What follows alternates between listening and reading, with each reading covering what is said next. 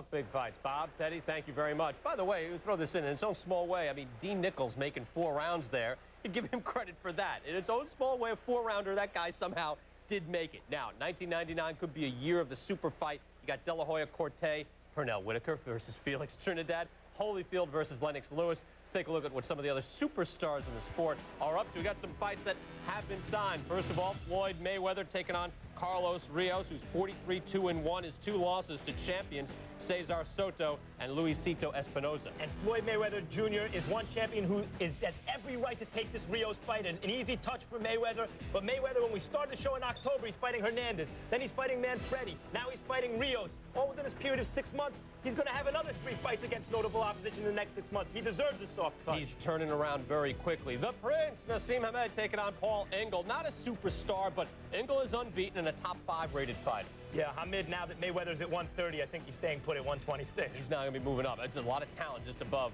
the Fresh Prince. And also, here we go. We got fighters fighting a championship rematch. The WBC title at 135. Cesar Bazan against the guy we've seen here on Friday Night Fights, Stevie Johnston. And we're going to see a new Stevie Johnston, I believe. He really didn't have a good fight his first time out with Bazan. No, and yet many people still think he won the Bazan fight. I'm one of them, but it could have gone either way. Johnston, when he fights his fight, when he boxes smartly, should beat Bazan. And I really think that should Johnston box smartly and beat Bazan, I'm not convinced that Mosley beats Johnston.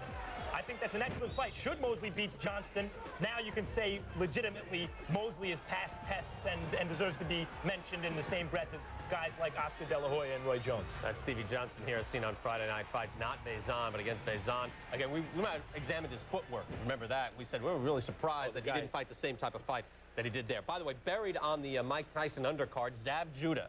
I went in there, left the truck, sitting there ringside watching. I had to go back out and watch the big fight. But I want to see Zab Judah. He did not disappoint. Going up against Wilfredo Negron, well, Max, he was spectacular. Last week we did some questions from the Sports Zone, ESPN Sports Zone, and people were asking me to name some future stars in boxing. I'm upset that I left Zab Judah's name out. This guy has more talent than any Jewish fighter since Barney Ross. I mean, he's blazing fast with his hands. His defense looks very good. Look, right now, talking about Floyd Mayweather Jr., Shane Mosley, and Zab Judah at 130, 135, 140. That's a lot of talent in those 3 divisions at the top of the division.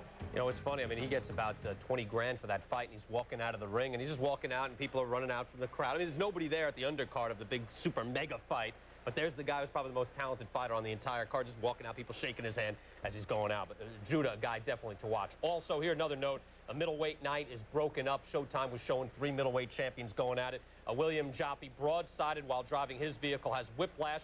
Out of the hospital, but he is out of boxing for at least 3 months. Thankfully, the WBA middleweight champion not injured more seriously, but he's not going to be boxing for a while, and his February 6th title defense with Darren Oba is off. So he's not hurt seriously, but at least that card will still go on. Joppy not a part of it, but he will fight again. Bernard Hopkins against Robert Allen. This the rematch of the Mills Lane. Mills Lane retired now, but before he left, knocked these guys out of the ring and knocked off this fight. Yeah, Allen was the only serious test so far of Bernard Hopkins' title reign, and this is a rematch. Looks to be very interesting. If Hopkins gets by Allen, he'll reassert himself as the best middleweight in the world. Nassim Sharifi there against Keith Holmes. Again, you know, it's a good idea where you have 3 champions, 3 world champions. Of course, maybe there's about 10 champions if you go all the way down. But you have 3 champions. At least you get them all on the card at the same time. Didn't quite work out because of the accident to William Joppy. Hey, next week on Friday Night Fights, Dana